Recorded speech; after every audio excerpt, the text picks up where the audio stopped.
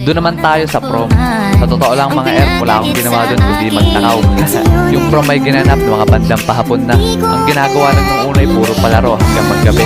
Tapos nung madilim na, ay doon na nagsimula ang sayawan. May mga nasayaw din naman ako noon. Yung iba hindi ko kakilala. Baka gusto lang nila magsayaw tapos ako yung unang nakita nila. Kasi minsan ako nalang mag-isa nakaupo at nalamon. Kasi yung mga kasama ko ay nagsialisa na at nagsayaw na sa gitna. Babalikan ko kayo, my loves. Meron ako nakasayaw na pala kausap at meron ding mahiyain. Pero halos lahat na yata ay puro kaibigan ko ng babae ang nakasayaw ko. Kaya kung may nililigawan ka, yun na the best time para gumawa ka ng the moves. At kung may crush ka naman, pwede mo ding yayaing sumayaw. Pero speaking of crush, naalala ko yung ginawa ng tropa ko noon. Boy, yayayain ko pala magsayaw si Crush. Weh, kaya mo ba? May ballpen ka ga dyan?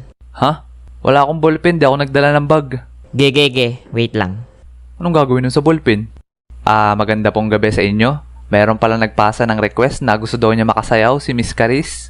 Uy, sakto, walang nagsasayaw sa gitna. Swerte naman nung nag-request.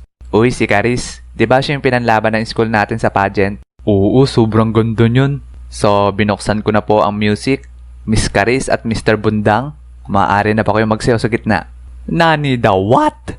Nagulat talaga ako noon nung nasayaw ng tropa ko yung isa sa pinakamagandang babae sa buong campus.